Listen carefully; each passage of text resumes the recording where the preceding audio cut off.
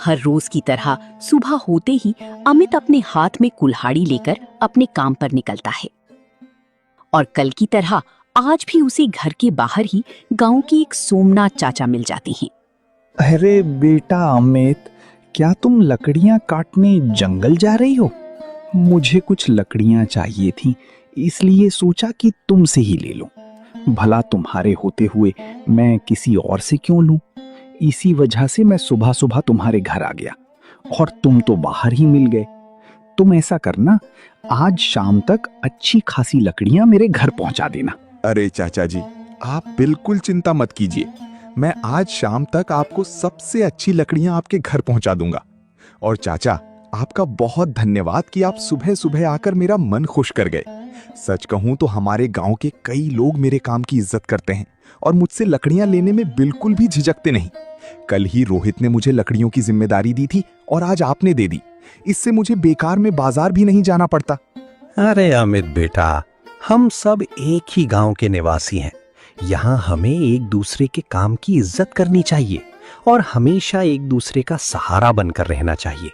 हमें ये भी पता है कि तेरे पिताजी के गुजरने के बाद तेरी माँ ने दूसरों के घरों में काम करके तुझे बड़ा किया है। अब जब तू खुद मेहनत करने लगा है तो तेरी माँ की उम्र भी हो चली है। इसलिए मैं तो यही कहता हूँ अमित बेटा कि अब तू शादी कर ले ताकि तेरी माँ को भी एक सहारा मिल जाए। अरे चाचा जी, आप भी शादी की बात पर आकर रुक गए। माँ भी कई दिनों से बस शादी की ही बात किए जा रही है। ऐसा नहीं है कि मैं नहीं चाहता कि माँ को एक सहारा मिले, लेकिन हाथ में कोई अच्छा काम हुए बिना मैं इन सब में आगे कैसे बढ़ूं? जैसे ही मैं कोई अच्छा काम शुरू कर लूंगा, मैं इन सब बातों के बारे में जरूर सोचूंगा। अभी तो घर की हालत भी खराब होती जा रही है। पिताजी ही इस घर को बनाकर गए थे, अब इसकी मरम्मत भी करानी है। तेरी बात मैं समझता हूँ बेटा, तेरी सोच भी बिल्कुल सही है। हाथ में एक अच्छा काम होना बहुत जरूरी है।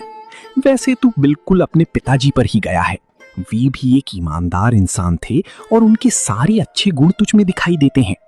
उनकी भी जवानी में यही सोच थी कि जब तक कोई अच्छा काम हाथ में ना आ जाए तब तक शादी नहीं करेंगे। लेकिन परिस्थितियों ने उन्हें अपनी बात से हटने पर मजबूर कर दिया और उन्हें शादी करनी पड़ी। खैर, अभी इन सब बातों को छोड़ देते हैं। तू अपने काम पर जा और मैं एक बार तेरी माँ से मिलकर आता हूँ। चाचा जी, ठीक है, अब मैं अपने काम पर निकलता हूँ। माँ घर पर ही है, आप जाकर उनसे मिल लीजिए। आपको देखकर वे भी बहुत खुश हो जाएंगी और आपसे थोड़ी देर बातें करके उनका मन भी हल्का हो जाएगा। नहीं तो बेचारी माँ दिन भर घर में अकेली ही रहती हैं। अमित चाचा से ऐसा कहकर अपने काम की ओर निकल जाता है और चाचा भी उसके बाद अमित की माँ से मिलने के लिए उनके घर की ओर चल पड़ते हैं। अरे सोमनाथ, तुम आजकल तो हमारे घर आते ही नहीं हो। जब तुम्हारे भैया इस दुनिया में थे तब तो तुम उनसे मिलने हर रोज आया करते थे, लेकिन अब तो लगता है कि तुमने हमारे घर आना ही छोड़ दिया है। अरे नहीं भाभी जी, ऐसी कोई बात नहीं है। पहले मैं जवान था तो मन होते ही दौड़कर आ जाता था, लेकिन अब मेरी उम्र हो चली है। वैसे आज मैं अमित को कुछ लकड़ियों की जिम्मेदारी देने आया था, लेकिन वो मुझे बाहर ही मिल गया तो मैंने उसे सब बता दिया। अब वो शाम तक मेरे घर लकड़ियां पहुंचा देगा। और हाँ, आपने अमित को बहुत अच्छे संस्कार दिए हैं। उसमें भैया के सारे गुण साफ दिखाई देते हैं। हाँ सोमनाथ, मैं अपने बेटे को लेकर बहुत खुश हूँ। बस जब वो काम पर निकलता है तो मुझे घर में अकेले रहना पड़ता है। इसीलिए मैं चाहती हूँ कि उसकी शादी हो जाए ताकि मुझे भी एक सहारा मिल जाए। मैंने उससे इस बारे में बात की थी, लेकिन उसका कहना है कि जब तक वो कुछ अच्छा काम शुरू नहीं कर लेता तब तक वो शादी के बारे में नहीं सोचेगा।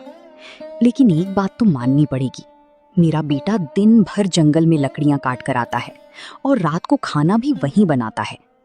मेरी तबीयत अब अक्सर खराब रहने लगी है, जिसकी वजह से मैं ज्यादा कुछ कर नहीं पाती और जल्दी थक जाती हूँ।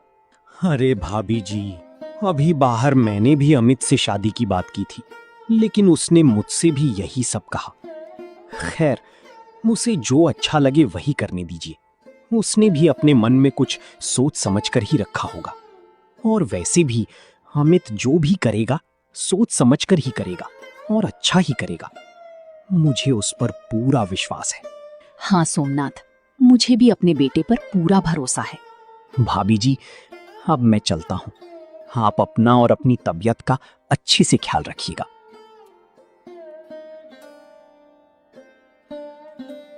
सोमनाथ चाचा द्वारा दी गई जिम्मेदारी के लिए तो लकड़ियां तैयार हो ही गई हैं। कल और आज सुबह सुबह अच्छे ग्राहक भी मिल रहे हैं और अच्छी लकड़ियां भी मिल जा रही हैं। ऐसे में मन बहुत खुश रहने लगता है।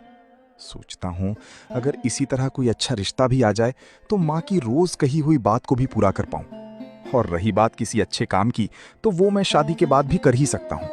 माँ घर पर अकेली रहती हैं, उनके बारे में भी तो मुझे सोचना पड़ेगा। खैर, अभी इन सब बातों को छोड़ देता हूँ। ये लकड़ियां सोमनाथ चाचा के घर पहुंचाकर मैं भी अपने घर चला जाऊंगा।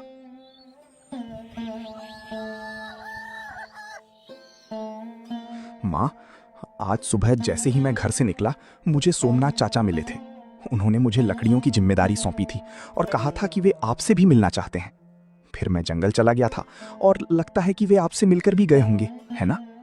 हाँ बेटे, सोमनाथ आज हमारे घर आए थे। वैसे जब तेरे पिताजी इस दुनिया में थे तब सोमनाथ चाचा रोज हमारे घर आया करते थे, लेकिन उनके गुजर जाने के बाद उनका आना जाना लगभग बंद ही हो गया था।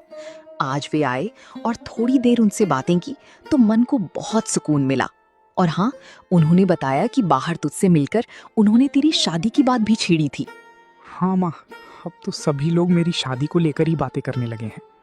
और अब मैंने भी सोच लिया है कि अगर कोई अच्छी लड़की मिल जाए तो आपकी ये इच्छा ज़रूर पूरी कर दूं। बाकी शादी के बाद भी मैं अपने सपनों के लिए मेहनत करता रहूँगा। और आप भी अक्सर बीमार पड़ जाती हैं, तो मेरी गैर हाजिरी में आपकी देखभाल करने के लिए घर में किसी का होना बहुत ज़रूरी है। अरे मेरे बेटे, तुझे समझ आ गया, ये जानकर मुझे बहुत अच्छा लगा। मैं तो हमेशा यही चाहती थी कि तू पहले अच्छे से कामयाब हो जाए, फिर शादी करे।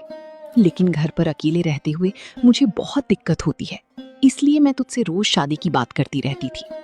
आज सच में बहुत सुकून मिला कि तू मेरी बात समझ गया। अब बस एक अच्छी संस्कारी लड़की मिल जाए, फिर मुझे किसी बात की चिंता नहीं रहेगी। बहू के आने के बाद घर भी संभल जाएगा और शायद मेरी सारी चिंताएं भी काफी हद तक दूर हो जाएंगी। हाँ माँ, अब मैंने आपकी बात मान ली है। अब बस किस्मत की बारी है। अगर मुझे एक अच्छी लड़की मिल जाए तो आपकी इच्छा भी पूरी हो जाएगी और मुझे भी काम पर जाते समय कोई चिंता नहीं रहेगी, क्योंकि आपकी बहू घर पर आपके साथ रहेगी।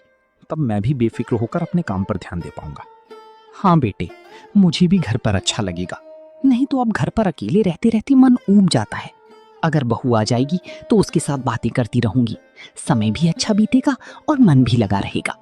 हाँ माँ, ठीक है, अभी इन सब बातों को यहीं छोड़ देते हैं।